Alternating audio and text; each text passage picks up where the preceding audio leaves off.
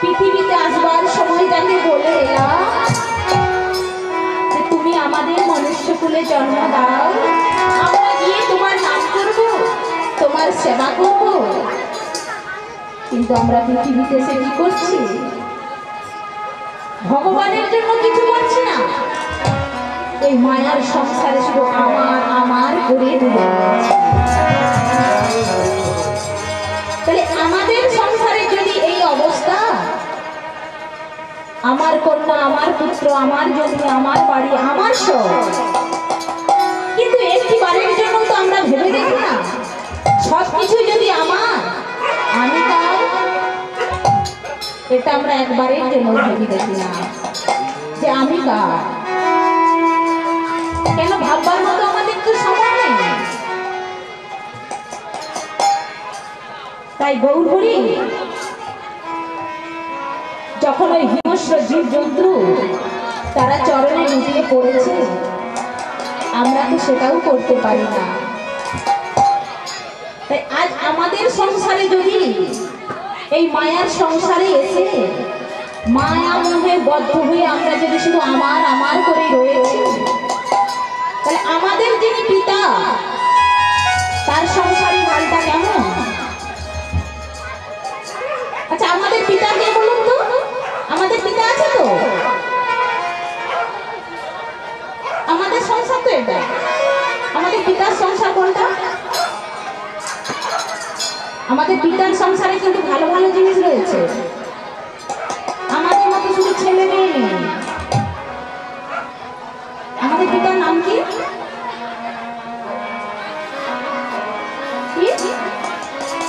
জগৎ পিতা তো আছে আমি জানি, কিন্তু নাম কি?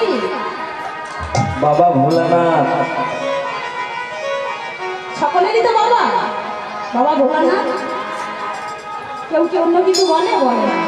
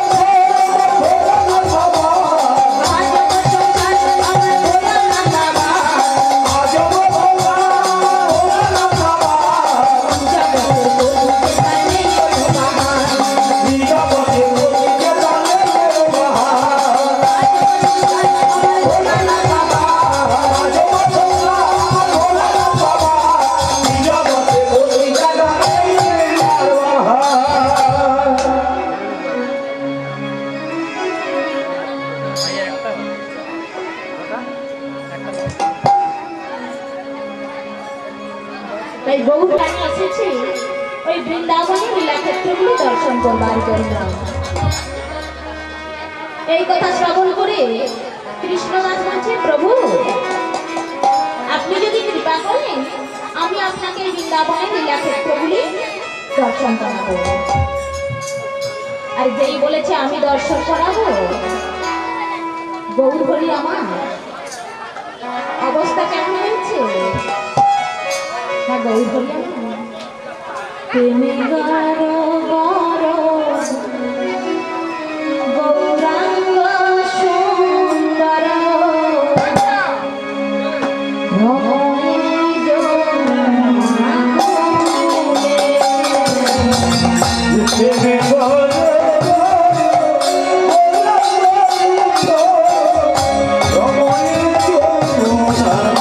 Oh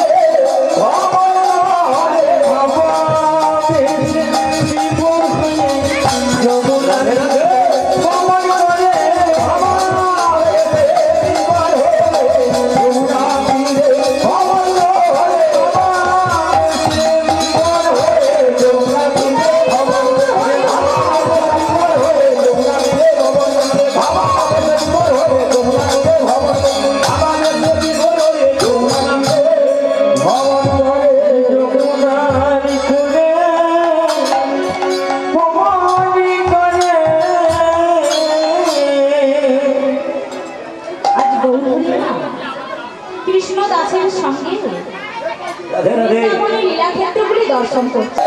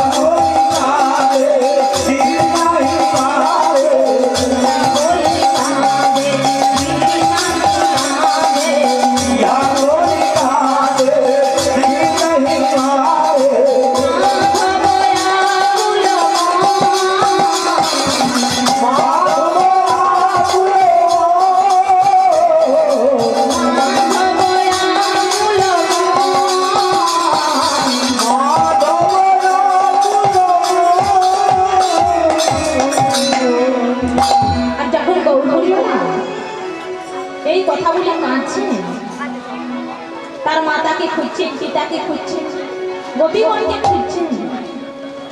আর যখন গৌরহরি আমার সকলের নাম ধরে খুঁজছেন, তখন কৃষ্ণদাস মনে মনে চিন্তা করছে যে ইনি হলেন সেই দাপরের নন্দশুধু শ্রীকৃষ্ণ, আর এখন হয়েছে শচীর দুলাল গৌরহরি আমার। আর এক পাশে মাধব দাস পদকর্তা দাঁড়িয়ে কি বলছে, গৌরহরি হে নবদ্বীপের রসের নাটুয়া, আমি তো তোমার ভাব কিছুই বুঝতে পারছি না। তাই এক পাশে পদকর্তা মাধব দাস কি বলছে, এ দাস মান ধর্ম যাই যাই ভাবে এ ওয়ালাই যাই রে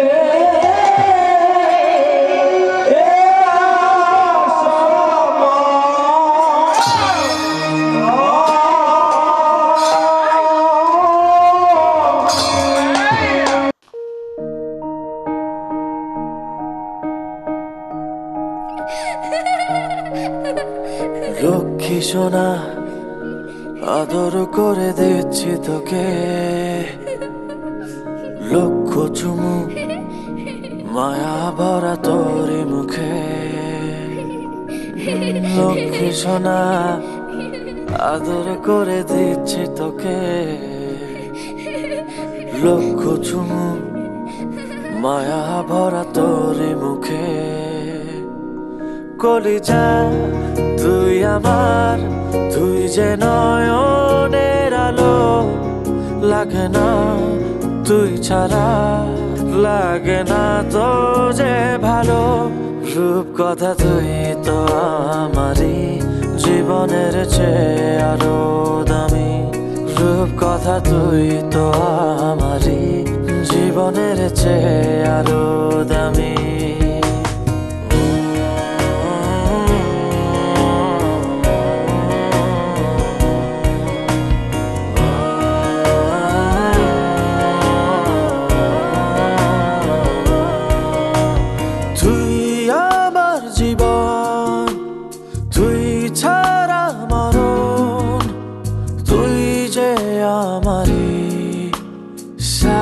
রাজার ধন তুই আমার জীবন, তুই ছাড়া মরণ, তুই যে আমারি সাত রাজার ধন।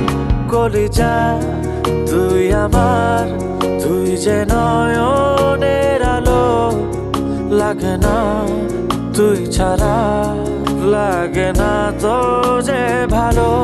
রূপ কথা তুই তো আমারই জীবনের চেয়ে আরো দামি, রূপ কথা তুই তো আমারই জীবনের চেয়ে আরো দামি।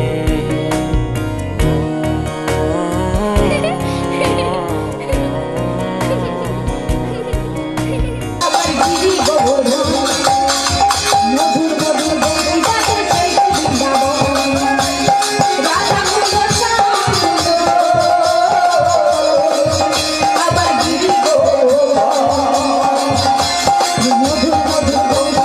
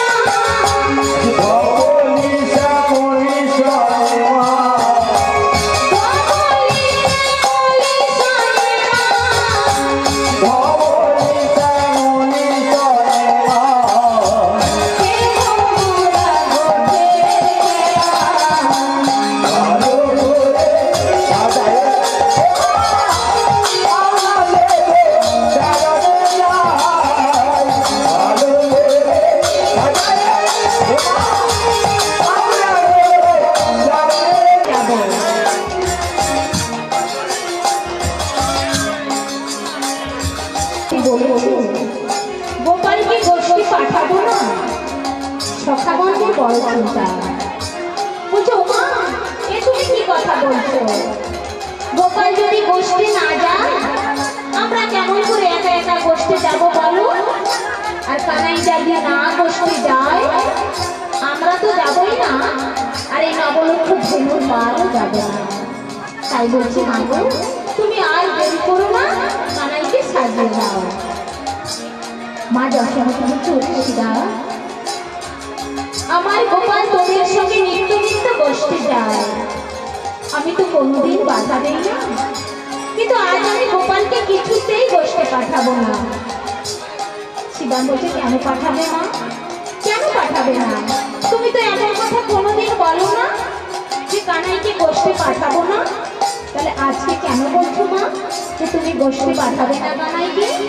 কানাই ছাড়া আমরা একা একা যেতে পারি? পারি না মা, কানাই ছাড়া আমাদের সব অন্ধকার। তুমি তাড়াতাড়ি কানাইকে সাজিয়ে দাও। মা বলছে শিবা, আজ আমি নিশিতে বড় দুঃস্বপ্ন দেখেছি রে, তাই আমি গোপালকে আমার কাছে রাখবো। আজ আমি গোপালকে কোনো মতেই আমি তোদের সঙ্গে গোষ্ঠী যেতে দেব না। শিবা বলছে মা, তুমি কি স্বপ্ন দেখেছো যার জন্য তুমি গোপালকে গোষ্ঠী যেতে দেবে না? বলো মা, তুমি কি স্বপ্ন দেখেছো? মা বলছে শিবা, আমি যে নিশিতে স্বপ্ন দেখেছি, আমার একমাত্র প্রাণীর ভূমি গোপাল ওই কালিদাহের বৃষ্টি জলে ডুবে মারা গেছে। তুমি গোপাল, কোন মা যদি তার সন্তান নিয়ে এমন দুঃস্বপ্ন দেখে, সেই মাটি কোনোদিন সেই সন্তানকে দূরিয়ে সরিয়ে রাখতে পারে বল? তাই আজ আমি আমার গোপালকে গোষ্ঠী পাঠাবো না, আজ তোরা একা একা চলে যা। তারা ছাড়া আজ তো বলরামও যাবে না, আজ বলরামের জন্মদিন, রোহিণী দিদি বলরামকে যেতে দেবে না। আর বলরাম যদি না যায়, গোপালকে কে লক্ষ্য রাখবে? কে খেতে দেবে? কে দেখে রাখবে? ওরে সীতারাম, বলরাম তো গোপালের বড় ভাই, সর্বক্ষণ গোপালকে চোখে চোখে রাখতো। আজ তো বলরামও যাবে না, আর আমি গোপালকেও তোদের সঙ্গে আজ গোষ্ঠী পাঠাবো না। যখন মা বলছে পাঠাবো না, তখন সখাগণ বলছে মা, যার নামে সকল অমঙ্গল দূরে যায়, যার নামে ভবভয় দূরে যায়, যার নামে সকল বিপদ কেটে যায়, আজ তুমি সেই গোপালের জন্য চিন্তা করছো, আজ তুমি সেই গোপালের মঙ্গল কামনা করছো, আর তুমি সেই গোপালের জন্য ভয় পাচ্ছ না। আর কি বলছো মা? দাদা বলরাম যাবে না। আচ্ছা মা বলো তো, এই দাদা বলরাম ছাড়া কি মনের মধ্যে গোপালকে দেখার মতো আর কেউ থাকে না? না মা, এই জগতে সকলেই আমাকে মা বলে ডাকে, কিন্তু আমার যে বড় সাথ গোপাল, আমি তোর বদনে মা ডাক শুনতে চাই। তুই একটিবার মা বলে ডাকা না গোপাল, আমি তোর বদনে মা ডাক শুনতে চাই। আমার যে মা ডাক শোনার বড় ইচ্ছে গোপাল। মা যশোমতী বলছে ওরে শিবা, ওই মাকে পেয়ে আমার গোপাল আমাকে ভুলে যায় না তো? শিবা বলছে না মা, তোমাকে ভোলে না, তোমাকে কি ভোলা যায়? তুমি হলে আমাদের ঘরের মা, আর ওই মা হলো আমাদের বনের মা, তাই তোমাকে কোনোদিন ভোলা যায় না। তাই মা গো, ওই মা যখন তার ওই 10 হাতে করে নবনী সেবা দেয়, আর গোপালকে বারবার বলতে থাকে একবার মা বলে ডাক না গোপাল। ও মা, তোমার গোপাল তখন কি বলে জানো?